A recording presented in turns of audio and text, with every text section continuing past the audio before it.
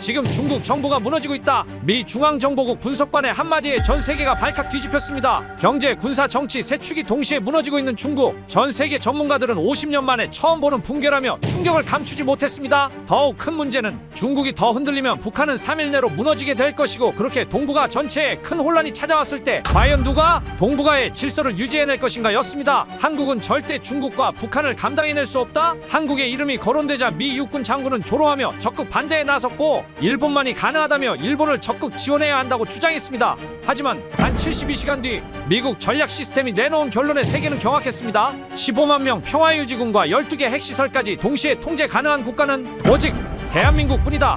도대체 무슨 일이 벌어진 걸까요? 전 세계를 경악하게 한 대한민국의 군사 시스템, 지금 시작합니다. 코드 레드. 중국 금융 서버 무응답 구간이 12시간을 넘었습니다. 새벽 3시 47분. 중앙정보국 경보음이 울리는 순간 저는 커피잔을 내려놓았습니다. 버지니아 랭리 본부 7층 위기대응실. 평소라면 조용해야 할 시간이었죠. 저는 데이비드 한슨입니다. 중앙정보국에서 15년간 동아시아 위기대응을 담당해왔어요.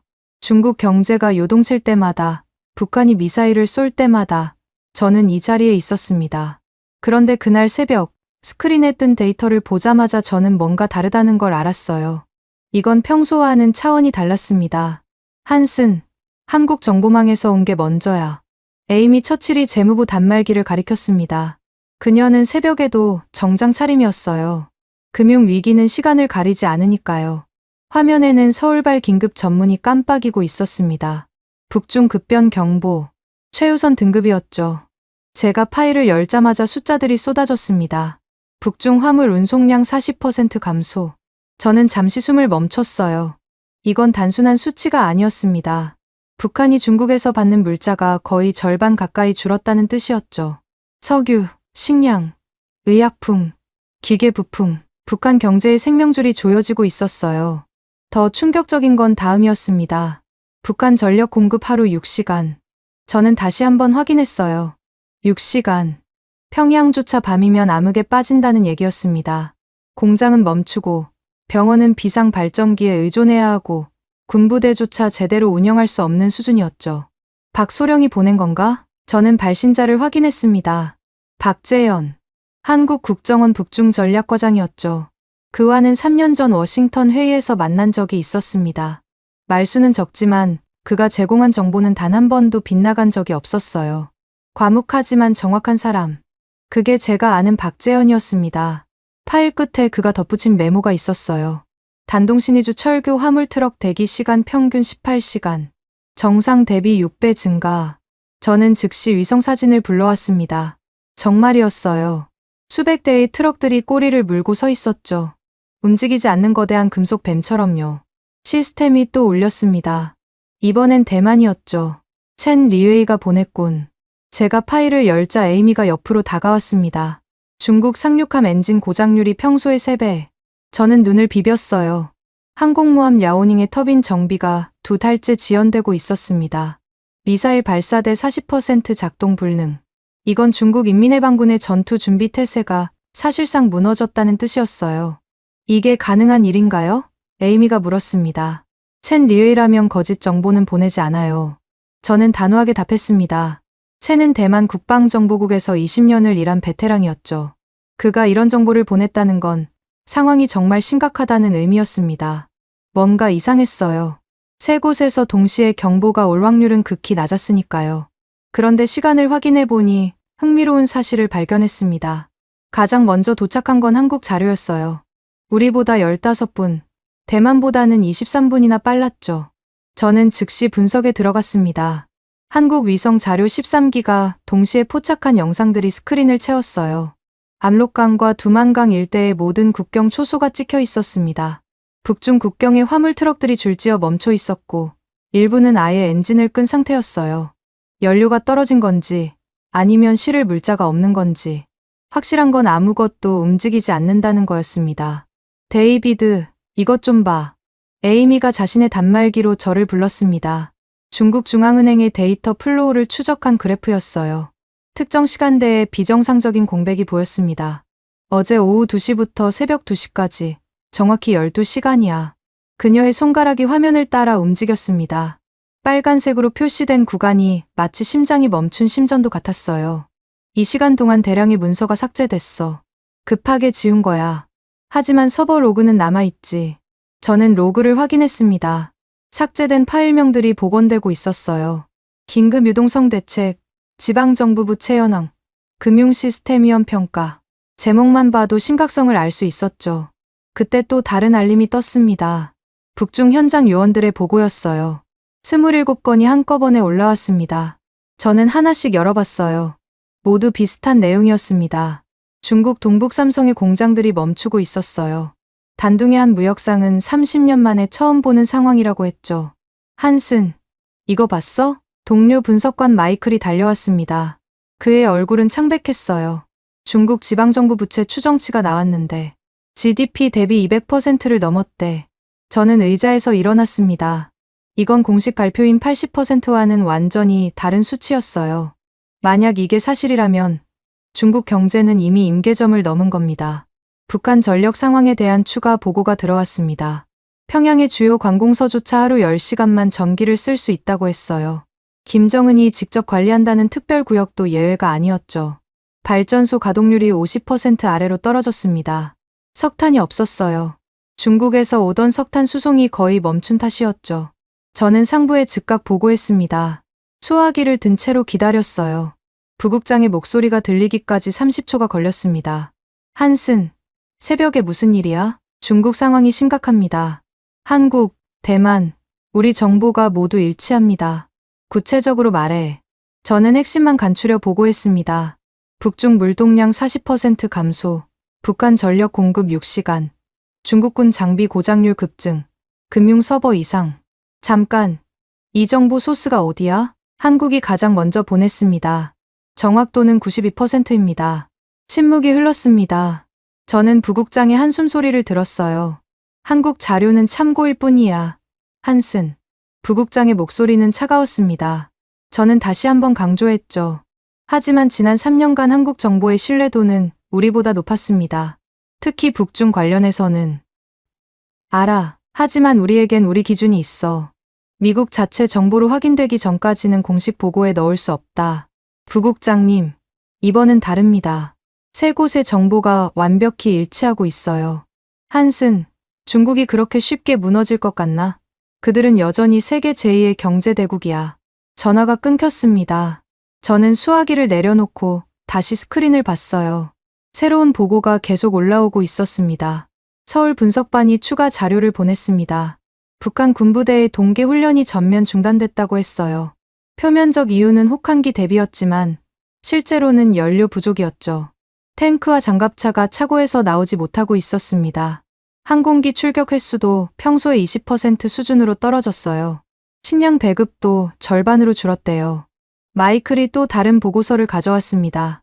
북한 주민들의 하루 배급량이 300g에서 150g으로 줄었다는 내용이었어요. 그때 전화가 울렸습니다. 발신자를 보니 재무부였어요. 데이비드, 나 에이미야. 방금 확인했는데 중국 중앙은행 서버가 특정 시간대에 완전히 멈췄어. 12시간이나. 그게 가능해? 정상적인 상황에선 불가능하지. 시스템 전체를 셧다운했다가 재부팅한 거야. 뭔가 감추려고 한 거지. 저는 깨달았습니다. 이건 단순한 경기 침체가 아니었어요. 중국 정부가 무언가를 필사적으로 숨기려 하고 있었죠. 그리고 그 여파가 북한을 직격하고 있었습니다. 에이미가 계속 말했어요. 유동성 지표도 확인해봤는데 15년 만에 최저치야. 은행들이 서로 돈을 빌려주지 않고 있어. 뭔가 훨씬 큰 일이 벌어지고 있었습니다. 그리고 한국은 우리보다 먼저 그걸 알아챈 거예요. 새벽 공기가 차가웠지만 저는 등에 땀이 흐르는 걸 느꼈습니다. 중국이 흔들리면 북한은 버틸 수 없어요. 92%를 중국에 의존하는 북한 경제가 어떻게 살아남겠습니까? 그리고 북한이 무너지면 저는 다시 한국 자료를 펼쳤습니다. 박재현 소령이 마지막에 쓴 문장이 눈에 들어왔어요. 72시간 내 급변 가능성 높음. 72시간. 3일이었습니다. 그 안에 뭔가 결정적인 일이 벌어질 거라는 뜻이었죠. 저는 커피를 한 모금 마시고 자리에 앉았습니다. 식어버린 커피가 쓰게 느껴졌어요. 긴 새벽이 될 것 같았습니다. 중앙정보국 서버가 계속 1단계 경보를 유지하고 있었습니다. 붉은 불빛이 천천히 명멸하고 있었어요. 스크린에는 새로운 데이터가 계속 올라오고 있었죠. 한국의 추가 분석, 대만의 군사 정보, 현장 요원들의 보고. 하지만 가장 중요한 건 이미 도착해 있었습니다. 한국이 보낸 첫 경보, 그게 모든 것의 시작이었어요. 저는 그때만 해도 몰랐습니다. 이 사건이 미국의 동부가 전략을 완전히 바꿔놓을 거라는 걸. 그리고 우리가 한국을 너무 과소평가하고 있었다는 걸 깨닫게 될 거라는 것도요. 창밖으로 워싱턴의 불빛들이 보였습니다. 곧 해가 뜰 시간이었지만 진짜 폭풍은 이제 시작이었죠. 아침 8시 중앙정보국 7층 대회의실이 긴장감으로 가득 찼습니다. 저는 브리핑 자료를 다시 한번 확인했어요. 새벽부터 정리한 데이터들이 빼곡히 들어 있었죠. 이제 설득할 차례였습니다. 한슨, 준비됐나? 중앙정보국 부국장 로버트 케인이 들어왔습니다. 60대 중반의 그는 소련 붕괴를 현장에서 목격한 베테랑이었어요. 그의 뒤로 하워드 장군과 국방부 관계자들이 따라 들어왔죠. 저는 숨을 깊게 들이쉬었습니다. 중국의 이상 신호가 단순한 경기 조정이 아닙니다. 제가 첫 슬라이드를 띄우자 회의실이 조용해졌습니다. 북중 물동량 그래프가 급격히 떨어지는 모습이 화면을 채웠어요. 어제 새벽부터 지금까지 중국 금융 서버의 무응답 구간이 총 18시간을 넘었습니다. 이건 2008년 금융위기 때도 없었던 일이에요. 부국장이 손을 들어 저를 멈췄습니다. 한슨, 그 정보의 출처가 뭔가? 한국 국정원, 대만 국방정보국, 그리고 우리 재무부 분석이 일치합니다. 부국장의 표정이 굳어졌어요. 그는 천천히 말했습니다. 한국 자료는 참고는 되지만 기준은 아니다. 우리는 미국의 독자적 판단이 필요해. 저는 반박하려 했지만 하워드 장군이 먼저 입을 열었습니다. 한슨, 자네는 중국을 과소평가하고 있어. 그들의 군사력은 여전히 강력해. 작년에도 신형 구축함 6척을 진수시켰잖아. 하지만 장군님, 그 구축함들이 지금 제대로 작동하지 않고 있습니다. 제가 다음 자료를 띄웠습니다. 대만이 포착한 중국 해군 기지 사진이었어요. 정박 중인 군함들의 절반이 정비 중 표시를 달고 있었죠. 미사일 발사대 40%가 작동 불능 상태입니다. 이건 하드웨어 문제가 아니라 부품 공급 문제예요. 중국 군수 공장들이 멈춰가고 있습니다. 하워드 장군이 코웃음을 쳤습니다. 그게 한국의 분석인가? 한국이 중국 군사력을 정확히 파악할 능력이 있다고 생각하나? 그 순간 저는 분위기가 완전히 내게 불리하게 돌아가고 있음을 느꼈어요. 회의실의 시선들이 회의적으로 변하고 있었습니다. 저는 다시 설명을 시도했죠. 이건 단순히 군사력 문제가 아닙니다. 중국 경제 전체가 연쇄적으로 무너지고 있어요. 지방정부 부채가 추정치일 뿐이잖아. 국방부의 윌리엄스 대령이 끼어들었습니다. 저는 답답함을 느꼈어요. 하지만 포기할 수 없었죠. 그때 회의실 문이 열렸습니다. 에이미 처칠이 노트북을 들고 들어왔어요. 그녀의 얼굴은 창백했습니다. 죄송합니다. 긴급 상황이라 부국장이 짜증스럽게 물었습니다. 뭔가, 처칠? 중국 유동성 지표가 방금 업데이트됐습니다. 15년 만에 최저 수준입니다. 회의실이 술렁거렸습니다. 에이미가 노트북을 연결하자 실시간 그래프가 화면에 떴어요. 빨간색 선이 바닥을 향해 곤두박질 치고 있었죠. 은행 간 대출이 사실상 멈췄습니다. 서로를 신뢰하지 못하고 있어요. 저는 이 기회를 놓치지 않았습니다. 이게 바로 제가 말하려던 겁니다. 금융 시스템이 먼저 무너지고 그 다음이 실물 경제예요. 석탄 운송량을 보세요. 제가 다음 슬라이드를 넘기자 충격적인 수치가 나타났습니다. 중국 내륙의 석탄 운송이 60%나 감소했어요. 석탄이 없으면 전기가 없고 전기가 없으면 공장이 멈춥니다. 북한은 이미 그 영향을 받고 있어요. 공장 가동률이 30%까지 떨어졌습니다. 부국장이 자료를 자세히 들여다봤습니다. 그의 표정이 처음으로 진지해졌어요. 이 데이터의 신뢰도는 한국과 대만 정보가 오차 범위 3% 이내로 일치합니다. 저는 계속 설명했습니다. 북한의 상황은 더 심각했어요. 평양 신의주 간철도가 이틀째 운행을 중단했고 군부대 차량의 70%가 연료 부족으로 차고에 방치되어 있었죠. 잠깐, 북한 군대가 움직이지 못한다고? 하워드 장군의 목소리에 처음으로 우려가 섞였습니다. 저는 고개를 끄덕였어요. 동계 훈련이 전면 취소됐습니다. 표면적으로는 혹한 대비지만 실제로는 연료가 없어서예요. 그때 마이클이 급히 들어왔습니다. 그의 손에는 방금 도착한 보고서가 들려 있었어요. 데이비드, 대만에서 추가 정보가 왔어. 중국 정치국 회의가 사흘 연속 취소됐대. 이건 정말 이례적인 일이었습니다. 중국 공산당 정치국 회의가 연속으로 취소된 건 천안문 사태 이후 처음이었죠. 부국장이 손가락으로 테이블을 두드렸습니다. 그가 하는 행동인데 깊이 생각할 때 나오는 습관이었어요. 한슨, 다른 가능성은 없나? 중국이 의도적으로 정보를 차단하는 것일 수도. 그렇다면 더 위험한 거죠. 저는 즉각 대답했습니다. 정보를 차단한다는 건 숨길 게 있다는 뜻이니까요. 그리고 이 정도 규모로 숨긴다는 건. 에이미가 끼어들었습니다. 방금 확인했는데 상하이 증시에서 대규모 공매도 포지션이 잡히고 있어요. 누군가는 이미 알고 있다는 거죠. 회의실 분위기가 바뀌기 시작했습니다.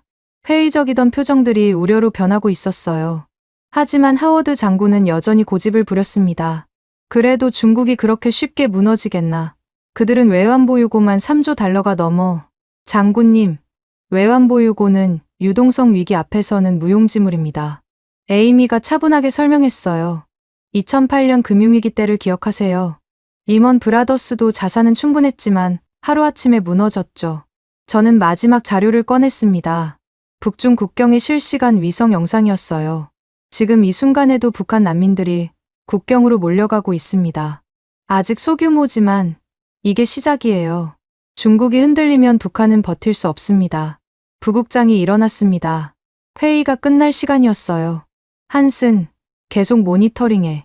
하지만 공식 보고서에는 아직 넣지 마. 우리 독자 확인이 끝날 때까지. 저는 실망감을 숨기려 애썼습니다. 하지만 적어도 완전히 무시당하지는 않았어요. 회의실을 나오면서 에이미가 조용히 말했습니다. 그들도 알고 있어. 단지 인정하고 싶지 않을 뿐이야. 저는 고개를 끄덕였습니다. 하지만 시간이 없었어요. 박재현 소령이 말한 72시간. 이미 12시간이 지났습니다. 사무실로 돌아가자 새로운 보고가 쌓여 있었습니다. 중국 동북 삼성의 은행 6곳이 현금 인출을 제한했다는 소식이었어요. 뱅크런이 시작되고 있었죠. 전화가 울렸습니다. 발신자를 보니 한국이었어요. 박재현 소령이었습니다. 한슨, 추가 상황이 있습니다. 그의 목소리는 차분했지만 긴박함이 느껴졌어요. 북한 김정은이 긴급당 정치국 회의를 소집했습니다. 새벽 2시예요. 새벽 2시. 그리고 중국 특사가 평양으로 비밀리에 들어갔습니다. 뭔가 큰일이 벌어질 것 같습니다. 전화를 끊고 저는 창밖을 봤습니다. 워싱턴은 평화로워 보였어요. 하지만 지구 반대편에서는 폭풍이 몰려오고 있었죠. 저는 다시 컴퓨터 앞에 앉았습니다. 부국장의 지시와 상관없이 저는 보고서를 계속 작성하기로 했어요. 누군가는 준비해야 했으니까요. 그때 마이클이 달려왔습니다. 데이비드, 방금 베이징에서 연락이 왔어. 중국 인민은행이 긴급 유동성 공급을 시작했대. 규모가 5천억 위안이야. 5천억 위안. 하나로 약 80조 원이었습니다. 이 정도 규모의 긴급 자금 투입은 그들이 얼마나 다급한지를 보여주는 증거였어요. 저는 확신했습니다. 이건 시작일 뿐이라고. 그리고 한국은 이미 모든 걸 내다보고 있었어요. 문제는 우리가 그들의 경고를 제대로 받아들이느냐는 것이었죠. 시계를 봤습니다. 오후 2시. 박재현이 말한 72시간 중 18시간이 지났습니다. 시간이 얼마 남지 않았어요. 랭리 본부 지하 3층. 통합정보 분석실의 거대한 스크린이 켜졌습니다. 저는 숨을 멈췄어요. 한국, 대만, 미국의 정보가 처음으로 하나의 지도 위에 겹쳐지는 순간이었죠. 연결 완료했습니다. 기술팀의 목소리가 들렸습니다. 3차원 지도가 천천히 돌아가며 동아시아 전체를 보여줬어요. 붉은 점들이 중국 전역에서 깜빡이고 있었습니다. 각각이 이상 신호를 나타내는 지표였죠. 첸 리웨이가 접속했어. 에이미가 알려줬습니다. 화면 오른쪽에 대만 국방정보국의 로고가 떴어요. 첸의 얼굴이 화상 연결로 나타났습니다. 새벽 3시가 넘은 타이베이에서 그는 피곤해 보였지만 눈빛은 날카로웠죠. 미스터 한슨, 방금 추가 자료를 보냈습니다. 첸이 말하자마자 새로운 데이터가 화면을 채웠습니다. 저는 입을 다물 수 없었어요. 중국 해군 동해함대의 실제 상황이 그대로 드러나 있었습니다.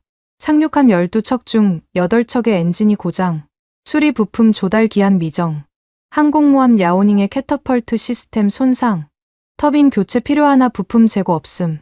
저는 자료를 확대했습니다. 미사일 발사대 40% 작동 불능. 이건 단순한 정비 문제가 아니었어요. 이게 언제부터였나요? 2달 전부터 시작됐습니다. 처음엔 일상적인 정비로 보였죠. 하지만 지난 2주 사이에 급격히 악화됐어요. 그가 추가 영상을 보냈습니다. 대만의 광학 위성이 포착한 고해상도 사진이었어요. 칭다오 군항에 정박 중인 구축함들. 절반 이상이 붉은색 정비 중 깃발을 달고 있었죠. 군수 공장 가동률도 확인했습니다. 선양 미사일 공장 30%, 다롄 조선소 20%. 첸의 목소리가 점점 낮아졌습니다. 중국 군수산업의 심장부가 멈춰가고 있었어요. 그때 한국 국정원의 2번째 보고가 도착했습니다. 박재현 소령의 팀이 보낸 거였죠. 저는 즉시 파일을 열었습니다. 북한 식량 비축량 열흘분. 에이미가 숫자를 읽으며 놀랐습니다. 저도 믿기 힘들었어요. 북한 전체의 식량이 열흘분밖에 남지 않았다니. 연료는 더 심각해요. 3일입니다. 제가 다음 페이지를 넘기자 상세한 분석이 나왔습니다. 북한의 전략 비축유 탱크 위치가 지도에 표시되어 있었어요. 36곳 중 30곳이 바닥을 드러내고 있었죠. 어떻게 이렇게 정확한 정보를. 첸이 감탄했습니다. 저도 놀랐어요. 한국이 북한 내부를 이 정도로 파악하고 있다니. 에이미가 자신의 화면을 공유했습니다. 잠깐, 이것 좀 보세요. 중국 중앙은행 서버에서 삭제된 파일들. 보건팀이 일부 파일명을 되살렸어요. 화면에 파일 목록이 떴습니다. 긴급 구제금융 실행안, 지방은행 파산 대응, 자본 통제 시나리오. 제목만 봐도 그들이 얼마나 절박한지 알 수 있었어요. 삭제 시점이 모두 같아요. 이틀 전 새벽 2시 13분. 에이미가 타임스탬프를 가리켰습니다. 정확히 같은 시각. 누군가 의도적으로 지시한 거였죠. 저는 세 곳의 정보를 하나로 합쳤습니다. 통합 분석 프로그램이 작동하기 시작했어요. 알고리즘이 패턴을 찾아내고 있었습니다. 패턴 일치율 93%. 기술팀이 보고했습니다. 한국, 대만, 미국의 정보가 거의 완벽하게 일치했어요. 이건 우연일 수 없었습니다. 3차원 지도가 시간대별로 변화를 보여주기 시작했습니다. 중국 동북부에서 시작된 붉은 물결이 남쪽으로 퍼져가는 모습이었어요. 금융위기가 실물 경제로, 실물 경제가 군수 산업으로, 그리고 그 여파가 북한으로. 이게 진짜라면. 첸이 말을 멈췄습니다. 우리 모두 같은 생각을 하고 있었어요. 동북아시아의 질서가 완전히 바뀔 수도 있다는 것을. 그때 새로운 알림이 떴습니다. 북중 국경의 실시간 정보였어요. HUMINT 요원이 보낸 현장 사진이 화면에 나타났습니다. 단둥 시장의 모습이었습니다. 평소 북한 상인들로 붐비던 곳인데 텅 비어 있었어요. 가게들은 문을 닫았고 환전소에는 위안화만 취급이라는 팻말이 걸려 있었죠. 북한 원화를 아무도 받지 않는다는 거네요. 에이미가 설명했습니다. 화폐 가치가 사실상 제로가 된 거였어요. 다음 사진은 더 충격적이었습니다. 북한 쪽 세관 직원들이 자리를 비운 모습. 국경 검문소가 방치되어 있었어요. 통제력을 잃어가고 있어요. 제가 말했습니다. 국가 시스템이 작동을 멈추기 시작한 거죠. 박재현 소령의 추가 메시지가 도착했습니다. 함흥 제2군단 병력 이동 포착. 평양 방향이 아닌 중국 국경 방향. 목적 불명. 군대가 수도를 등지고 국경으로 향한다. 이건 매우 불길한 신호였어요. 탈영을 막기 위한 것인지 아니면 난민을 막기 위한 것인지. 데이비드, 이것 좀 봐요. 마이클이 달려왔습니다. 그의 태블릿에는 중국 소셜미디어 검열 데이터가 떠 있었어요. 지난 48시간 동안 삭제된 게시물이 평소의 10배예요. 주로 은행, 부채, 도산 관련 키워드들이죠. 중국 정부가 필사적으로 정보를 통제하려 하고 있었습니다.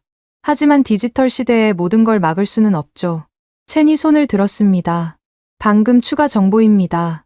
중국 로켓군 기지 4곳에서 비상 소집이 있었어요. 하지만 병력의 30%만 응했답니다. 나머지는 행방불명입니다. 탈영으로 추정됩니다. 회의실이 조용해졌습니다. 중국군에서 대규모 탈영이라니. 이건 체제 자체가 흔들린다는 신호였어요. 에이미가 금융 데이터를 업데이트했습니다. 홍콩 증시 선물 거래에서 엄청난 공매도가 잡히고 있어요. 누군가는 폭락을 예상하고 있다는 거죠.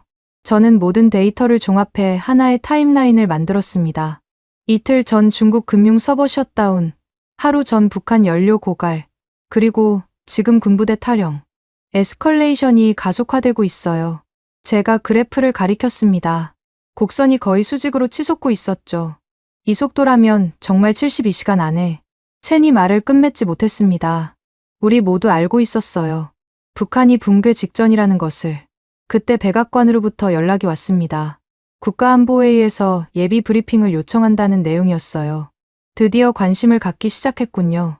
에이미가 안도의 한숨을 쉬었습니다. 저도 마찬가지였어요. 이제 미국 정부도 사태의 심각성을 인지하기 시작한 거죠. 저는 통합 분석 지도를 다시 한번 살펴봤습니다. 한국의 조기 경보가 얼마나 정확했는지 새삼 놀랍습니다. 그들은 우리보다 훨씬 먼저 이 모든 걸 예측했어요. 첸이 화상 회의를 끝내기 전에 말했습니다. 한슨, 우리 정보부의 평가는 이렇습니다. 중국은 이미 임계점을 넘었어요. 되돌릴 수 없습니다. 화면이 꺼졌습니다. 저는 에이미와 눈이 마주쳤어요. 우리도 같은 결론에 도달하고 있었죠. 마이클이 추가 보고를 가져왔습니다. 북중 국경 주민들 사이에서 이상한 소문이 돌고 있대요. 곧 전쟁이 날 거라고. 전쟁? 북한이 폭발하기 전에 중국이 먼저 개입할 거라는 얘기예요. 이건 새로운 변수였습니다. 중국이 북한 붕괴를 막기 위해 직접 개입한다면. 저는 박재현 소령에게 긴급 메시지를 보냈습니다. 한국의 대응 계획을 알아야 했어요. 그들이 이런 시나리오까지 예상하고 있는지. 답은 의외로 빨리 왔습니다. 모든 시나리오에 대비 중. 상세 내용은 대면 회의에서 짧지만 함축적인 메시지였습니다. 한국은 이미 준비가 되어 있다는 뜻이었죠. 시계를 봤습니다. 오후 6시. 박재현이 경고한 72시간 중 24시간이 지났어요. 시간이 빠르게 흘러가고 있었습니다. 저는 백악관 브리핑을 준비하기 시작했습니다. 이번에는 그들을 설득해야 했어요. 한국의 경고를 진지하게 받아들이도록. 그때 에이미가 놀란 목소리로 외쳤습니다. 데이비드, 베이징 공항이 국제선 운항을 중단했대요. 또 하나의 도미노가 쓰러지고 있었습니다. 포렌식 팀의 보고를 받은 순간 저는 의자에서 벌떡 일어났습니다. 삭제된 중국 문건들이 실제 발신 기록과 완벽히 일치한다는 내용이었어요. 이건 누군가 조작한 가짜 정보가 아니라 진짜 중국 정부 문서였다는 뜻이었죠. 타임스탬프가 모두 동일합니다. 2월 16일 오전 2시 13분. 포렌식 전문가 제임스 김이 모니터를 가리켰습니다. 삭제 명령이 베이징 시간으로 정확히 같은 순간에 실행됐어요. 중앙의 지시 없이는 불가능한 일이었죠. 저는 복원된 파일들을 하나씩 열어봤습니다. 긴급 금융 안정화 방안. 첫 페이지만 봐도 얼마나 심각한지 알 수 있었어요. 지방은행 53곳을 고위험군으로 분류하고 있었죠. 그중 19곳은 즉각 개입 필요라고 적혀 있었습니다. 에이미가 다른 문서를 분석하고 있었습니다. 이것 보세요. 인민해방군 군수 조달 현황. 부품 공급 차질로 주요 장비 정비가 2달 이상 지연되고 있대요. 그녀가 스크롤을 내리자 충격적인 수치들이 나타났습니다. 전투기 가동률 58%, 전차 정비 완료율 42%, 해군 함정 출항 준비율 37%. 이 정도면 사실상 전투 능력을 상실한 거 아닌가요? 제임스가 놀란 표정으로 물었습니다. 저는 고개를 끄덕였어요. 중국군의 실제 전력이 이 정도로 떨어져 있다니. 그때 첸 리웨이로부터 긴급 연락이 왔습니다. 화상 통화를 연결하자 그의 심각한 얼굴이 화면에 나타났어요. 한슨, 방금 확인한 정보입니다. 중국 군수 공장 생산량이 60% 감소했어요. 60%? 저는 되물었습니다. 이건 거의 붕괴 수준이었어요. 선양 탄약 공장, 다롄 미사일 생산 시설, 청두 전자부품 공장. 모두 비슷한 수준입니다. 원자재가 없어요. 자금도 끊겼고요. 첸이 보낸 자료를 확인하자 더 놀라운 사실이 드러났습니다. 중국이 자랑하던 첨단 무기 생산 라인이 대부분 멈춰 있었어요. 박재현 소령의 보고도 도착했습니다. 북한의 대중국 의존도 분석이었죠. 92%. 에이미가 숨을 들이켰습니다. 북한 경제의 92%가 중국에 의존하고 있었어요. 석유는 100%, 식량은 80%, 생필품은 95%. 이건 의존이 아니라 완전한 종속이네요. 제가 말했습니다. 중국이 기침하면 북한은 폐렴에 걸리는 수준이었죠. 박재현 소령의 추가 메시지가 왔습니다. 북한 내부 동향. 김정은이 군부 지휘관들을 연속 소집 중. 주제는 비상시국 대응. 구체적 내용은 아직 파악 못함. 불안한 신호였습니다. 북한 지도부도 상황의 심각성을 인지하고 있다는 뜻이었으니까요. 그때 중앙정보국 부국장실에서 호출이 왔습니다. 저는 즉시 올라갔어요. 부국장 케인이 심각한 표정으로 기다리고 있었습니다. 한슨, 백악관에서 추가 정보를 요구하고 있네. 중국 상황이 정말 이렇게 심각한가? 네, 부국장님. 포렌식 팀이 중국 정부 문서를 인증했습니다. 모두 진짜예요. 저는 준비해간 태블릿을 건넸습니다. 부국장이 자료를 넘기며 표정이 점점 굳어졌어요. 군수 생산 60% 감소. 이게 확실한가? 대만과 우리 정보가 일치합니다. 오차 범위 3% 이내예요. 부국장이 창밖을 바라봤습니다. 그가 이렇게 고민하는 모습은 처음 봤어요. 만약 이게 사실이라면 중국은 더 이상 위협이 아니라 위험 요소가 되는 건가? 그렇습니다. 통제된 위협보다 통제불능의 붕괴가 더 위험할 수 있어요. 제가 대답하자 부국장이 돌아봤습니다. 북한은 72시간이 한계일 것 같습니다. 한국 정보부의 판단이에요. 부국장이 전화기를 들었습니다. 국가안보회의에 보고하겠네. 위험 등급을 올려야겠어. 저는 다시 분석실로 내려왔습니다. 팀원들이 긴장된 표정으로 기다리고 있었어요. 위험 등급 상향 결정됐어?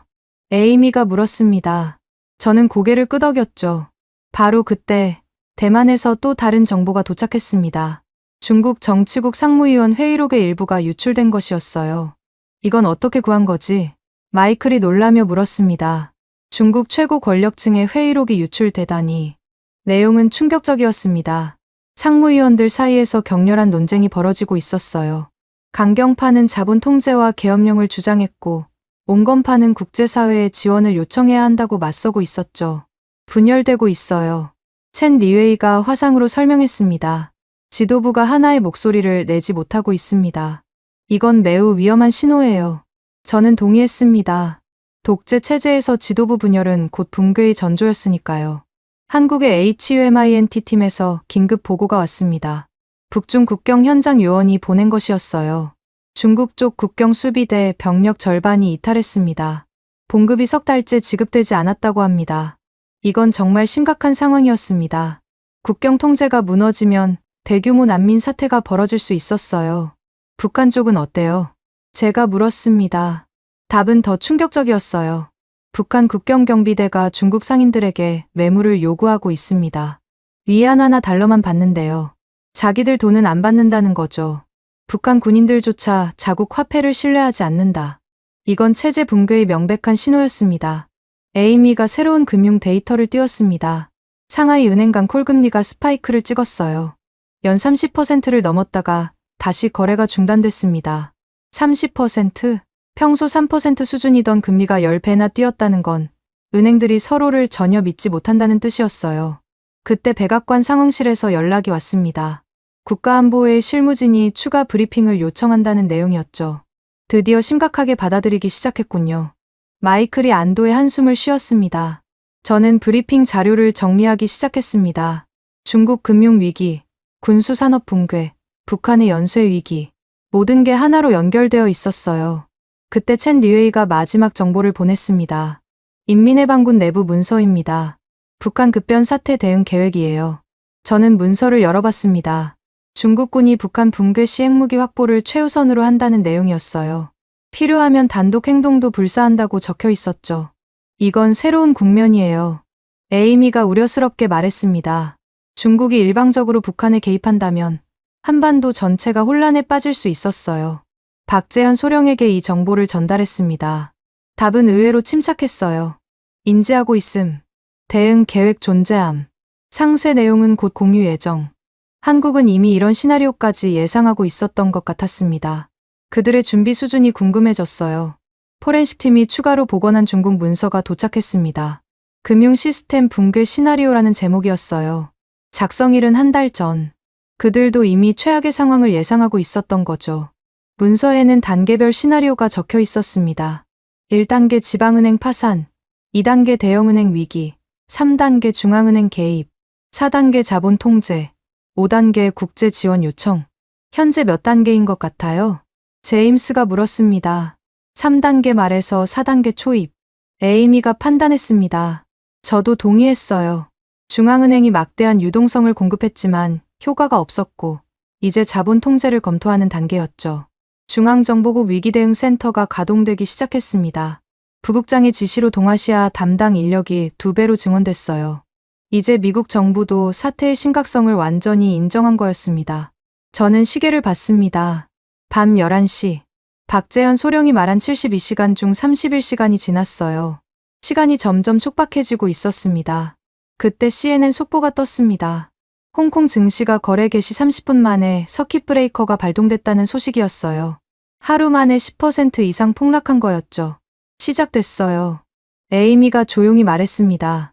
금융시장이 먼저 반응하기 시작한 거였어요. 저는 모든 데이터를 다시 한번 점검했습니다. 한국, 대만, 우리의 정보가 만들어낸 큰 그림이 이제 선명해졌어요. 중국의 체제 위기, 북한의 생존 위기, 그리고 다가오는 거대한 변화. 전화가 울렸습니다. 백악관이었어요. 한슨, 내일 아침 7시 국가안보회의. 대통령도 참석하신다. 드디어 최고 수준의 결정이 내려질 시간이 다가오고 있었습니다. 중앙정보국 지하 5층. 최고 기밀 회의실의 문이 열렸습니다. 저는 숨을 깊게 들이쉬었어요. 이곳은 국가 최고 기밀을 다루는 공간이었죠. 오늘 이곳에서 한국이 준비해온 모든 것이 공개될 예정이었습니다. 한슨, 준비됐나? 부국장 케인이 들어오며 물었습니다. 그의 뒤로 백악관 국가안보회의 실무진, 국방부 관계자들이 차례로 입장했어요. 평소와 달리 긴장감이 감돌고 있었죠. 마지막으로 들어온 사람을 보고 저는 놀랐습니다. 한국 국가안보회의 연락관 김준호였어요. 50대 초반의 그는 외교부에서 20년을 일한 베테랑이었죠. 안녕하세요. 한슨 분석관. 김준호가 악수를 청했습니다. 그의 손에는 두꺼운 서류 가방이 들려 있었어요. 오늘 보여드릴 내용은 한국이 15년간 준비해온 계획입니다. 처음으로 전체를 공개하는 거예요. 회의실 조명이 어두워지고 대형 스크린이 켜졌습니다. 급변사태 6단계 대응 계획이라는 제목이 떴어요. 김준호가 리모컨을 들었습니다. 첫 번째 단계, 조기 경보 체계입니다. 스크린에 한반도 전체를 덮는 감시망이 나타났습니다. 저는 입을 다물 수 없었어요. 북중 국경 전체에 걸쳐 있는 감시 시스템의 규모가 상상 이상이었습니다. 위성 13기, 지상 감시소 47곳, 그리고 그가 잠시 멈췄습니다. 북한 내부 협력자 네트워크 320명. 회의실이 술렁거렸습니다. 북한 내부에 그 정도 규모의 정보망을 구축했다니. 24시간 실시간 모니터링이 가능합니다. 북한의 어떤 이상 징후도 6시간 안에 파악할 수 있어요. 부국장이 손을 들었습니다. 그 정보의 정확도는 지난 5년간 97%였습니다. 김준호가 통계 자료를 띄웠습니다. 한국이 예측한 북한 동향과 실제 벌어진 일들의 비교표였어요. 거의 완벽하게 일치했습니다. 두 번째 단계, 대규모 난민 수용 계획입니다. 다음 슬라이드가 나타났습니다.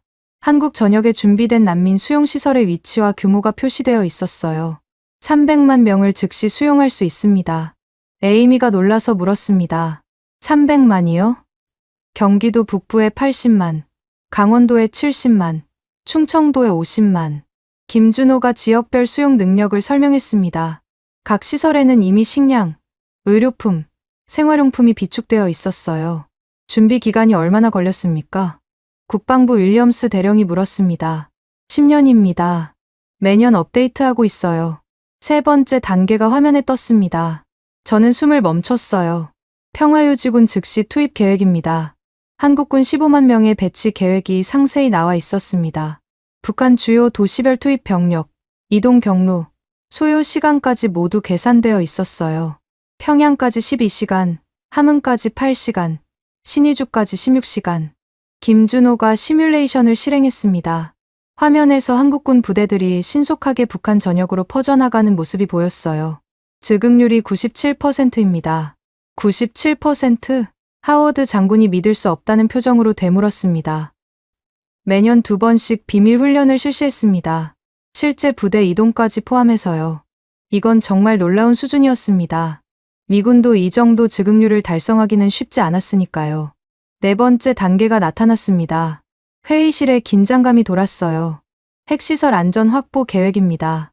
북한의 핵 관련 시설 12곳이 지도에 표시됐습니다. 영변, 풍계리, 그리고 우리가 모르던 곳들까지. 각 시설별로 전담 특수부대가 배정되어 있습니다.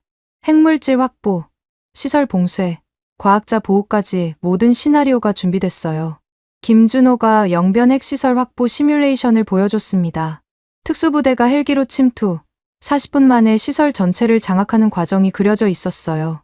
IAEA와도 협력 체계를 구축했습니다. 국제사찰단이 72시간 안에 현장에 도착할 수 있어요. 박재현 소령이 화상으로 연결됐습니다. 서울국가정보원 상황실이 화면에 나타났어요. 현재 북한 핵시설 근무자 명단도 확보하고 있습니다. 1300명 중 800명의 신원을 파악했어요. 이 정도 정보력이라니 저는 한국의 능력을 완전히 과소평가하고 있었던 거였습니다. 5번째 단계가 화면에 떴습니다. 장기 통합 계획입니다. 김준호의 목소리가 차분했지만 내용은 충격적이었어요. 10년간의 경제 통합 로드맵이 연도별로 정리되어 있었습니다. 첫 해 긴급 구호, 2년차 인프라 복구, 3년차부터 산업 재건. 예산 계획도 나왔습니다. 10년간 총 3조 달러, 한국 GDP의 거의 2배에 달하는 금액이었어요. 이 자금을 어떻게? 부국장이 물었습니다. 국내 준비금 1조, 국제사회 지원 1조, 그리고 김준호가 잠시 멈췄습니다. 북한 지하자원 개발 수익 1조 달러를 예상하고 있습니다. 북한의 희토류, 우라늄, 석탄 매장량을 고려한 현실적인 계산이었어요. 마지막 6번째 단계가 나타났습니다. 국제 공조 체계입니다. 미국, 일본, 유럽연합과의 역할 분담이 명확히 정리되어 있었어요. 미국은 안보 보장, 일본은 경제 지원, 유럽은 인도적 지원. 이미 비공식 협의를 진행했습니다. 각국의 동의를 받았어요. 백악관 국가안보의 실무진이 놀란 표정으로 서로를 바라봤습니다. 한국이 이미 국제사회와 조율을 마쳤다니. 김준호가 마지막 슬라이드를 띄웠습니다. 한반도 전체가 단계별로 변화하는 모습이었어요. 혼란에서 안정으로, 분단에서 통합으로. 이 모든 계획은 이미 검증을 마쳤습니다. 그가 단호하게 말했습니다. 한국은 모든 단계의 검증을 이미 마쳤습니다. 시뮬레이션뿐 아니라 실제 훈련까지 완료했어요. 부국장이 의자에 깊이 기댄 채 한동안 말이 없었습니다. 다른 참석자들도 마찬가지였어요. 한국이 이 정도로 철저히 준비했다는 사실이 충격적이었던 거죠. 이 계획을 언제부터? 2010년부터입니다. 천안함 사건 이후 본격화했어요. 15년. 한국은 15년 동안 조용히, 그러나 철저히 준비해왔던 겁니다. 박재현 소령이 추가 자료를 보냈습니다. 실시간 북한 상황이었어요. 현재 평양 시내 전력 공급이 4시간으로 줄었습니다. 엘리트 지역도 예외가 아니에요. 화면에 평양의 야간 위성 사진이 떴습니다. 한때 불야성을 자랑하던 중심가도 어둠에 잠겨 있었어요. 식량 배급소 앞에 줄이 300m씩 늘어서 있습니다. 하지만 배급할 식량이 없어요. 김준호가 덧붙였습니다. 우리 추산으로는 48시간 안에 첫 번째 대규모 이탈이 시작될 겁니다. 군부대 단위의 탈영 또는 주민들의 대량 탈북이요. 저는 시계를 확인했습니다. 박재현이 경고한 72시간 중 36시간이 지났어요. 정확히 절반이었죠. 하워드 장군이 처음으로 진지한 목소리로 물었습니다. 한국군이 정말 이 모든 걸 수행할 능력이 있습니까? 김준호가 동영상 하나를 재생했습니다. 작년 한국군의 비밀 훈련 영상이었어요. 을지 프리덤 가디언이라는 이름의 한미연합훈련 뒤에 숨겨진 진짜 훈련이었죠. 공수부대가 신속히 전개되고 기계화 부대가 진격하고 특수부대가 핵심 시설을 확보하는 모습이 실제로 펼쳐졌습니다. 이건 시뮬레이션이 아니라 실제 훈련 영상이었어요. 매년 이런 훈련을 다양한 시나리오로 반복했습니다. 부국장이 드디어 입을 열었습니다. 그의 목소리에는 존경이 섞여 있었어요. 한국의 준비 상태가 우리 예상을 완전히 뛰어넘는군요. 그는 공식 문서를 꺼내 서명했습니다. 저는 문서 제목을 보고 놀랐어요. 한국 주도 안정화 작전 지원 승인이었습니다. 한국 안정화 역량 우수. 부국장이 문서에 직접 써넣었습니다. 이건 미국이 한국의 능력을 공식적으로 인정한다는 의미였어요. 김준호가 일어났습니다. 감사합니다. 하지만 시간이 없어요. 중국이 먼저 움직일 수도 있습니다. 중국이요? 그들도 북한 핵을 노리고 있어요. 우리보다 먼저 움직이려 할 겁니다. 새로운 변수가 생긴 거였습니다. 한국, 미국, 중국이 모두 북한을 주시하고 있었어요. 누가 먼저 움직이느냐가 관건이었죠. 회의가 끝나고 저는 김준호와 따로 대화를 나눴습니다. 왜 이제야 이 계획을 공개하신 겁니까? 그가 미소 지었습니다. 때를 기다린 거예요. 미국이 우리를 진지하게 받아들일 때까지. 그때가 지금이라고? 중국이 흔들리고 북한이 무너지는 지금, 한국의 역할이 필수적이라는 걸 모두가 알게 됐으니까요. 그의 말이 맞았습니다. 이제 한국 없이는 다가올 혼란을 관리할 수 없었어요. 저는 다시 상황실로 돌아갔습니다. 에이미와 마이클이 긴장된 표정으로 기다리고 있었어요. 어땠어? 한국이 우리보다 훨씬 앞서 있었어요. 제가 본 것을 설명하자 그들도 놀라움을 감추지 못했습니다. 우리 모두 한국을 과소평가하고 있었던 거였어요. 중앙정보국 전략분석실. 거대한 서버들이 윙윙거리는 소리가 들렸습니다. 저는 긴장된 마음으로 모니터를 바라봤어요. 아탈루스 전략 예측 시스템이 부팅되고 있었죠. 이 시스템은 중앙정보국이 10년간 개발한 최첨단 시뮬레이션 프로그램이었습니다.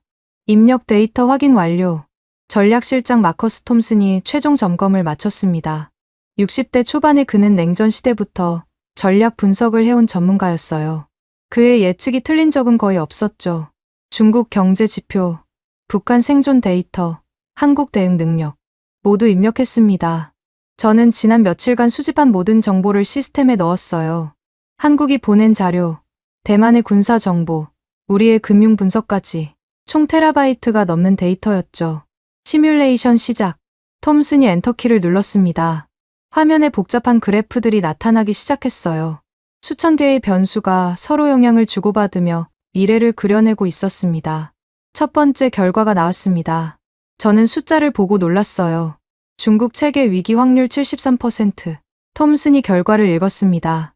6개월 내에 중국이 심각한 체계 위기에 빠질 확률이었어요. 이건 단순한 경제 위기가 아니라 정치, 사회, 군사 전반의 총체적 위기를 의미했죠. 이 정도면 옆에서 지켜보던 백악관 국가안보의 실무진 캐서린 리가 말을 멈췄습니다. 73%는 거의 확실하다는 뜻이었으니까요. 다음 결과가 화면에 떴습니다. 북한 관련이었어요. 북한 생존 위기 가능성 94%. 이건 더 충격적이었습니다. 30일 내에 북한이 생존 위기 국면에 들어갈 가능성이 94%라니 거의 확실한 거네요. 에이미가 조용히 말했습니다. 시스템은 계속 분석을 진행했어요. 북한 정권 붕괴 시나리오, 대규모 난민 발생 패턴, 군부 쿠데타 가능성, 모든 경우의 수가 계산되고 있었죠. 그때 놀라운 수치가 나타났습니다. 한국의 안정화 역량 점수였어요. 94점. 톰슨도 놀란 표정이었습니다. 만점이 100점인 시스템에서 94점이라니. 이건 한국이 북한 급변 사태를 관리할 능력이 거의 완벽하다는 의미였어요. 비교를 위해 다른 국가들도 분석해보죠. 톰슨이 추가 시뮬레이션을 실행했습니다. 미국이 단독으로 개입할 경우, 일본이 주도할 경우, 중국이 개입할 경우, 결과는 명확했습니다. 미국 72점, 일본 48점, 중국 56점. 한국이 압도적으로 높았어요. 왜 한국이 이렇게 높게 나오는 거죠? 캐서린이 물었습니다. 톰슨이 세부 분석을 띄웠어요. 지리적 인접성, 언어 소통, 문화적 동질성, 그리고 그가 가장 중요한 요소를 가리켰습니다. 15년간의 준비. 이게 결정적이에요. 시스템은 한국의 6단계 계획을 변수로 입력받아 분석했습니다. 난민 수용시설, 평화유지군, 핵시설 통제 계획. 모든 게 유기적으로 연결되어 있었어요. 동북아 질서를 안정시킬 수 있는 유일한 조건을 갖춘 국가. 시스템의 최종 평가였습니다. 저는 보고서를 출력하며 생각에 잠겼어요. 우리가 얼마나 잘못 보고 있었는지 깨달았죠. 톰슨이 의자에서 일어났습니다. 이제 전략을 바꿔야 합니다. 그가 화이트보드에 도표를 그리기 시작했어요. 기존의 미국 중심 동심원 구조였죠. 미국이 중심에 있고 동맹국들이 주변에 배치된. 이게 지금까지의 전략이었어요. 그는 지우개로 도표를 지웠습니다. 그리고 새로운 그림을 그렸어요. 여러 개의 중심이 서로 연결된 네트워크 구조였죠. 이게 새로운 모델입니다. 각 지역에서 가장 적합한 국가가 중심 역할을 하는 거예요. 동북아시아 부분에 그는 크게 K라고 썼습니다. 한국을 의미하는 거였죠. 미국이 과거처럼 동북아를 직접 관리하는 방식은 더 이상 유효성이 낮습니다. 톰슨의 목소리가 단호했어요. 30년간 미국 우선주의를 고수했던 그가 이런 말을 하다니. 우리가 모든 걸 주도하려 하면 오히려 실패할 확률이 높아요. 한국이 주도하고 우리가 지원하는 게 최선입니다. 백악관 실무진들이 서로 눈빛을 교환했습니다. 이건 미국 외교 정책의 근본적 전환을 의미했으니까요. 저는 추가 분석을 실행했습니다. 만약 한국 주도 모델을 채택한다면 어떤 결과가 나올까? 안정화 성공률 86%. 화면에 나타난 수치에 모두가 주목했습니다. 미국 단독 개입 시 52%와 비교하면 큰 차이였어요. 비용은? 캐서린이 실질적인 질문을 했습니다. 미국 부담 3천억 달러 감소 예상. 이건 정말 중요한 수치였습니다. 효과는 높이면서 비용은 줄일 수 있다니. 톰슨이 구체적인 역할 분담안을 제시했습니다. 한국이 지상군과 치안 유지를 담당. 미국은 공중 지원과 정보 제공. 일본은 해상 봉쇄와 후방 지원. 이게 최적의 조합이에요. 저는 중국 변수를 추가했습니다. 중국이 먼저 개입한다면? 시스템이 다시 계산을 시작했습니다. 결과는 우려스러웠어요. 충돌 가능성 78%. 중국이 일방적으로 북한에 개입하면 한국과 충돌할 가능성이 매우 높았습니다. 이걸 막으려면 중국과 사전 조율이 필수적이네요. 톰슨이 결론을 내렸습니다. 그는 즉시 보고서 작성에 들어갔어요. 그때 박재현 소령으로부터 긴급 메시지가 왔습니다. 중국군 선양군구 소속 부대가 압록강으로 이동 중. 규모 2만 명. 상황이 급박하게 돌아가고 있었습니다. 중국도 움직이기 시작한 거예요. 저는 백악관에 즉시 보고했습니다. 국가안보보좌관이 직접 전화를 받았어요. 한슨, 확실한가? 위성으로 확인했습니다. 대통령께 보고하겠네. 전화가 끊어졌습니다. 이제 최고위 수준의 결정이 필요한 시점이었어요. 톰슨이 완성한 보고서를 보여줬습니다. 동북아 신전략 구상이라는 제목이었죠. 핵심은 이겁니다. 한국을 인정하고 지원하는 것. 그게 미국의 이익에도 부합해요. 보고서에는 구체적인 실행 계획이 담겨 있었습니다. 한미 공동지휘부 설치, 정보 실시간 공유, 군수 지원 체계 구축. 기존 계획은 폐기해야죠. 톰슨이 캐비닛에서 두꺼운 파일을 꺼냈습니다. OPLAN 5029라고 적힌 북한 급변 사태 대응 계획이었어요. 미국이 주도하는 기존 계획이었죠. 그는 파일을 책상 구석으로 밀어놓았습니다. 이제 필요 없어요. 새로운 시대가 시작되고 있었습니다. 미국이 모든 걸 주도하던 시대가 끝나고 각 지역 강국과 협력하는 시대가 열리는 거였죠. 에이미가 새로운 데이터를 가져왔습니다. 한국 증시가 상승하고 있어요. 외국인 투자자들이 대거 매수하고 있대요. 시장은 이미 반응하고 있었습니다. 한국의 역할이 커질 거라는 기대감이 반영된 거였죠. 저는 아탈루스 시스템의 장기 예측을 확인했습니다. 한국 중심 모델이 정착될 경우 10년 후 동북아는 어떻게 될까? 경제 통합 가속화, 안보 안정성 향상, 미중 갈등 완화. 긍정적인 전망이 대부분이었습니다. 한국이 중국과 미국 사이에서 균형자 역할을 할 수 있다는 분석이었어요. 톰슨이 마지막으로 말했습니다. 우리가 한국을 파트너로 인정하는 순간 동북아의 미래가 바뀝니다. 저는 보고서를 들고 일어났습니다. 이제 이 내용을 상부에 전달할 차례였어요. 회의실을 나오며 생각했습니다. 불과 며칠 전만 해도 한국 정보를 참고 자료라고 무시했던 우리가 이제는 한국을 동북아 질서의 중심축으로 인정하게 됐다니.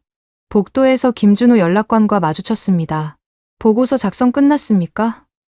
이제 백악관에 올라갑니다. 그가 미소 지었어요. 드디어 시작이네요. 새로운 동맹의 시대가. 저도 고개를 끄덕였습니다. 하지만 아직 갈 길이 멀었어요. 중국이라는 변수가 있었고 북한의 붕괴는 임박했으니까요. 시계를 봤습니다. 박재현이 경고한 72시간 중 48시간이 지났어요. 이제 하루밖에 남지 않았습니다. 그때 상황실에서 경보음이 울렸습니다. 긴급 상황.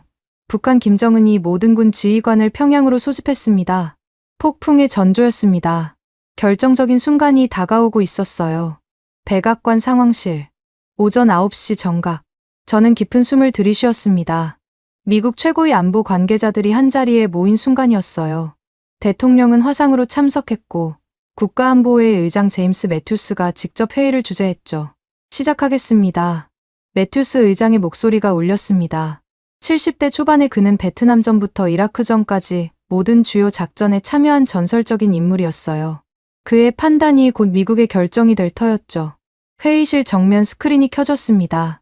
한국의 조기경보 체계가 실시간으로 작동하는 모습이 나타났어요. 북중 국경 전체가 한눈에 들어왔습니다. 이게 한국의 현재 감시 능력입니다. 제가 설명을 시작했습니다. 위성 13기의 영상이 실시간으로 전송되고 있었어요. 압록강 일대 중국군의 움직임까지 선명하게 보였죠. 하워드 장군이 앞으로 나왔습니다. 그는 여전히 회의적인 표정이었어요. 한슨, 이건 그저 감시 영상일 뿐이야. 실제 대응 능력과는 다르지. 바로 그때 김준호 연락관이 손을 들었습니다. 실제 훈련 영상을 보여드리겠습니다. 대형 스크린이 분할되었습니다. 작년 한국군의 비밀 훈련 영상이 재생되기 시작했어요. 저도 처음 보는 장면이었죠. 새벽 5시, 한국군 공수특전여단이 수송기에서 뛰어내렸습니다. 목표는 가상의 북한 핵시설. 30분 만에 시설 전체를 장악했어요. 실제 작전처럼 정밀했죠. 잠깐, 이게 실제 훈련이란 말입니까? 온일 제독이 놀라서 물었습니다. 김준호가 고개를 끄덕였어요. 강원도 산악지대의 북한 영변 시설과 동일한 모형을 만들어 훈련했습니다. 다음 영상이 이어졌습니다. 평화유지군 15만 명이 동시에 이동하는 장면이었어요. 부대별로 정확한 시간에 정확한 위치로 전개됐죠. 국방부 장관 로버트 밀러가 태블릿으로 뭔가를 계산하더니 고개를 들었습니다. 즉응률이 정말 97%가 나오는군요. 화면에 평화유지군의 장비 현황이 나타났습니다. 기갑 차량 3,000대, 헬기 800대, 수송 차량 15,000대, 모두 24시간 대기 상태였어요. 매튜스 의장이 처음으로 관심을 보였습니다. 핵시설 통제는 어떻게? 김준호가 다음 시뮬레이션을 실행했습니다. 북한 12곳의 핵시설이 지도에 표시됐어요. 각 시설별로 한국 특수부대의 진입 경로와 확보 시간이 나타났죠. 영변 30분, 풍계리 45분, 강선 25분. 하워드 장군의 표정이 변하기 시작했습니다. 그가 자료를 자세히 들여다봤어요. 이 정도 계획이면 우리 델타포스 수준이네요. 그의 인정이었습니다. 미국 최정예 특수부대와 같은 수준이라는. 그때 놀라운 장면이 나타났습니다. 한국이 구축한 북한 내부 협력자 네트워크의 규모였어요. 물론 신호는 가려져 있었지만 분포도만 봐도 충격적이었죠. 평양에만 40명, 함흥 20명, 신의주 30명. CIA 부국장 케인이 놀란 표정으로 저를 봤습니다. 우리도 이 정도 규모의 휴민트는 구축하지 못했으니까요. 스크린에 새로운 데이터가 떴습니다. 아탈루스 시스템의 분석 결과였어요. 한국 안정화 역량 94점. 매튜스 의장이 앞으로 나왔습니다. 그가 화면을 가리키며 물었어요. 이 수치의 근거는? 톰슨 전략실장이 대답했습니다. 지리적 인접성, 언어 소통, 문화적 동질성, 그리고 15년간의 준비. 모든 변수를 종합한 결과입니다. 다른 국가는? 미국 72점, 중국 56점, 일본 48점입니다. 회의실이 술렁거렸습니다. 미국보다 한국의 점수가 높다니. 하지만 숫자는 거짓말하지 않았어요. 온일 제독이 손을 들었습니다. 실제로 작동할까요? 이론과 현실은 다르잖습니까? 김준호가 대답했습니다. 이미 부분적으로 작동하고 있습니다. 그가 최신 정보를 띄웠습니다. 한국군이 북중 국경 근처에서 실시한 긴급 기동 훈련 영상이었어요. 어제 새벽에 찍은 거였죠. 6시간 만에 2만 명을 전개했습니다. 실제 작전처럼요. 하워드 장군이 벌떡 일어났습니다. 그의 얼굴에는 더 이상 회의가 아닌 존경이 담겨 있었어요. 이 정도 준비 상태라면 우리보다 나을 수도 있겠군요. 그의 항복 선언이었습니다. 가장 강경했던 반대자가 인정한 거죠. 매튜스 의장이 참석자들을 둘러봤습니다. 다른 의견 있습니까? 아무도 반대하지 않았습니다. 국무부, 국방부, CIA, 재무부 모두가 한국의 능력을 인정하는 분위기였어요. 바로 그때 실시간으로 새로운 정보가 들어왔습니다. 북한 평양에서 벌어지고 있는 상황이었어요. 김정은이 군 지휘관들 앞에서 연설 중입니다. 박재현 소령이 보낸 정보였습니다. 북한 내부 협력자가 전송한 실시간 음성이 들려왔어요.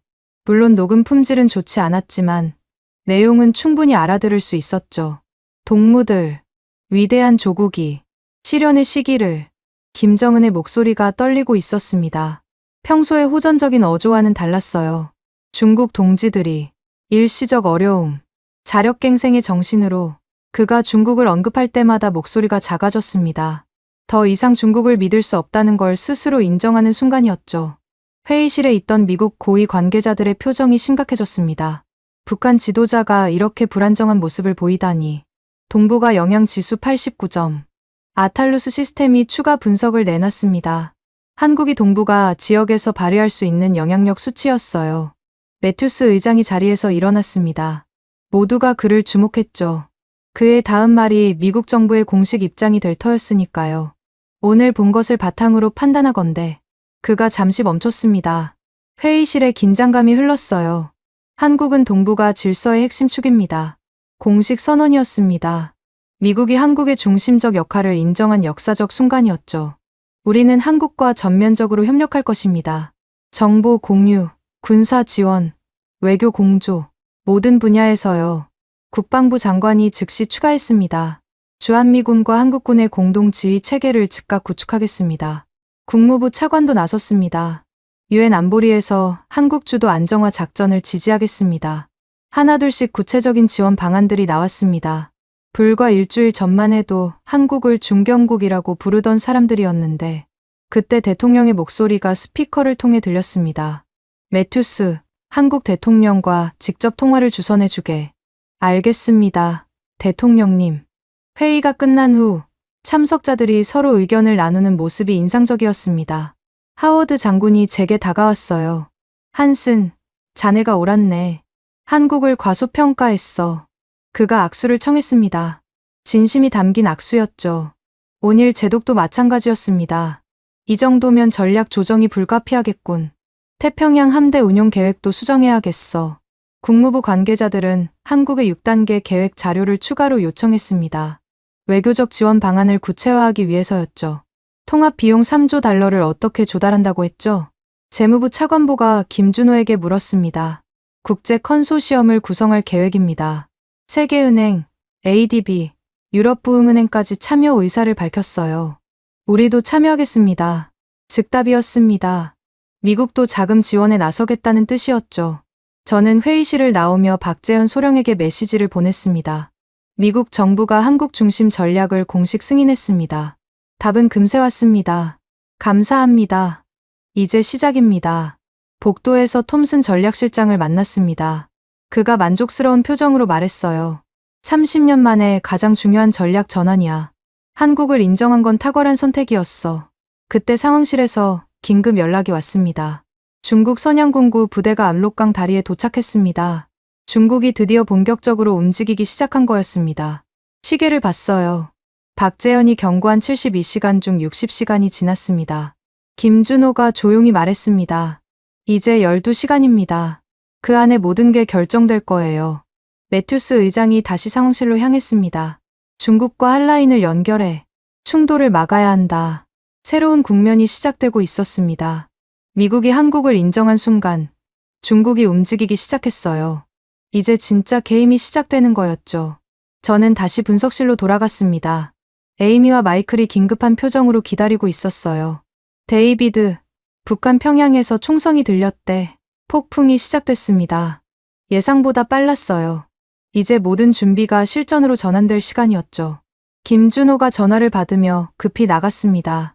그의 마지막 말이 귓가에 맴돌았어요. 한국군 비상 대기령 발동. 역사가 쓰이는 순간이었습니다. 72시간이 지났습니다. 저는 중앙정보국 7층 창가에 서서 워싱턴의 아침을 바라봤어요. 평화로운 풍경이었지만 지구 반대편에서는 역사가 새로 쓰이고 있었죠.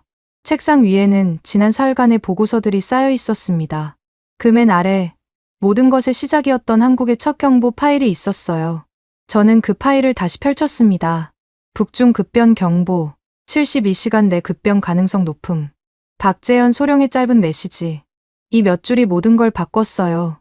미국이 한국을 바라보는 시각, 동북아 전략, 그리고 우리의 미래까지. 전화가 울렸습니다. 서울에서 온 전화였어요. 한슨 분석관님, 박재현입니다. 그의 목소리는 피곤했지만 차분했습니다. 지난 72시간 동안 잠도 제대로 못 잤을 텐데. 한국군이 비무장지대를 넘어 개성에 진입했습니다. 북한 주민들이 꽃을 들고 환영하고 있어요. 저는 믿기 힘들었습니다. 전쟁이 아닌 평화적 진입이라니. 북한군은 대부분 무기를 내려놓았습니다. 식량을 받고요. 한국은 이미 모든 경우에 술을 준비해왔다고 했잖아요. 그의 말이 맞았습니다. 한국은 정말 모든 걸 준비해왔어요. 평화유지군뿐 아니라 인도적 지원 물자까지. 쌀 5만 톤, 의약품 10만 상자가 이미 북한으로 들어가고 있었죠. 에이미가 들어와 최신 보고를 건넸습니다. 중국군이 압록강에서 멈췄대요. 한국과 합의했다네요. 합의? 한국이 북한 핵시설을 국제관리하에 두기로 약속했대요. 중국도 그게 최선이라고 판단한 거죠. 놀라운 외교력이었습니다. 한국은 군사력뿐 아니라 협상력도 준비해왔던 거예요. 김준호 연락관이 화상으로 연결됐습니다. 그의 뒤로 서울 상황실이 보였어요. 수십 개의 모니터에 북한 전역의 상황이 실시간으로 나타나고 있었죠. 평양 진입 6시간, 함흥 4시간, 원산 8시간. 모든 게 계획대로예요. 저는 다시 한번 한국의 준비 수준에 감탄했습니다. 혼란 없이 질서정연하게 진행되고 있었어요. 난민은 첫 2만 명이 경기도 수용시설에 도착했습니다. 의료검진, 신원 확인, 임시 거주증 발급까지 시스템이 완벽하게 작동하고 있어요. 10년간 준비한 결과였습니다. 매뉴얼대로, 훈련한 대로, 정확하게. 백악관에서 연락이 왔습니다. 매튜스 의장이었어요. 한슨, 대통령이 직접 한국 대통령과 통화했네. 전폭적인 지원을 약속했어. 미국의 공식 입장이 확정된 거였습니다. 한국이 주도하고 미국이 지원하는 새로운 파트너십이요. 저는 창밖을 바라보며 지난 사흘을 떠올렸습니다. 한국 정보를 무시하던 첫날, 데이터에 놀라던 둘째 날, 그리고 한국의 능력을 인정하게 된 셋째 날. 데이비드, 톰슨 전략실장이 들어왔습니다. 보고서 마지막 부분을 쓰는 중인가? 거의 끝났습니다. 그가 제 어깨에 손을 얹었어요. 이번 일로 배운 게 많아. 우리가 얼마나 오만했는지, 동맹을 얼마나 과소평가했는지. 저도 같은 생각이었습니다. 한국은 조용히, 그러나 철저히 준비해왔어요. 우리가 보지 못하는 사이에 박재현 소령이 마지막 메시지를 보냈습니다. 영변 핵시설 확보 완료. IAEA 사찰단 도착 예정. 모든 핵물질 안전 통제하에 있음. 가장 위험했던 요소가 해결된 거였습니다. 북한의 핵무기가 테러리스트 손에 들어갈 위험이 사라진 거죠. 저는 보고서 마지막 페이지를 작성했습니다. 결론 한국의 조기 경보와 철저한 준비가 동북아 최대 위기를 기회로 전환시켰다. 미국은 한국의 능력을 인정하고 새로운 동맹 관계를 구축했다. 이는 21세기 미국 외교의 중요한 전환점이 될 것이다. 마지막 문장을 쓰며 생각했습니다. 동북아의 다음 질서는 준비된 나라가 만든다. 한국은 그 준비를 마쳤다. 에이미가 커피를 가져다 줬습니다. 끝났어? 이제 정말 끝이야. 우리는 함께 CNN을 켰습니다. 속보가 나오고 있었어요. 역사적인 순간입니다. 한국군이 평양에 평화적으로 진입했습니다. 70년 분단의 역사가 끝나가고 있습니다. 화면에는 평양 시민들이 거리로 나와 있는 모습이 보였습니다. 두려움보다는 호기심이 가득한 표정이었어요. 한국군이 나눠주는 빵을 받아든 어린이의 미소가 인상적이었죠. 저는 일어나 창가로 다시 걸어갔습니다. 워싱턴은 여전히 평온했지만 세계는 변하고 있었어요. 그리고 그 변화의 중심에 한국이 있었죠. 전화가 울렸습니다. 박재현이었어요. 한슨, 감사합니다. 제가 뭐요? 한국이 다 한 거잖아요. 아니에요. 당신이 우리를 믿어줬기에 가능했습니다. 처음으로 우리 정보를 진지하게 받아들여준 미국 관리였으니까요. 저는 웃었습니다. 이제 시작이잖아요. 통일까지 갈 길이 멀어요. 알아요. 하지만 준비되어 있습니다. 늘 그래왔듯이. 전화를 끊고 저는 생각했습니다. 한국은 정말 준비되어 있었어요. 15년이란 시간 동안 조용히 그러나 확실하게. 마지막으로 컴퓨터에 보고서를 저장했습니다. 파일명은 새로운 동맹의 시작. 이 사흘간의 일은 단순한 정보 분석 그 이상이었어요. 고정관념이 깨지고 새로운 인식이 생기고 진정한 파트너십이 태어난 시간이었죠. 밖에서 동료들의 목소리가 들렸습니다. 한국 대단하네. 이 정도일 줄은 몰랐어. 우리가 너무 몰랐던 거지. 저는 미소 지었습니다. 이제 모두가 알게 됐어요. 한국이 얼마나 준비된 나라인지, 그리고 우리가 얼마나 좋은 동맹을 갖고 있는지. 창밖으로 해가 떠오르고 있었습니다. 새로운 날의 시작이었어요. 그리고 동북아시아에도 새로운 시대가 열리고 있었죠. 한국이 이끄는 새로운 시대가 한국을 응원하신다면, 한국 최고, 한국은 아직 멀었다면, 한국 분발, 여러분들의 소중한 의견을 댓글로 적어주시면 감사드리겠습니다. 영상이 재밌으셨다면 구독과 좋아요 한 번씩 부탁드리겠습니다. 지금까지 감동유나였습니다.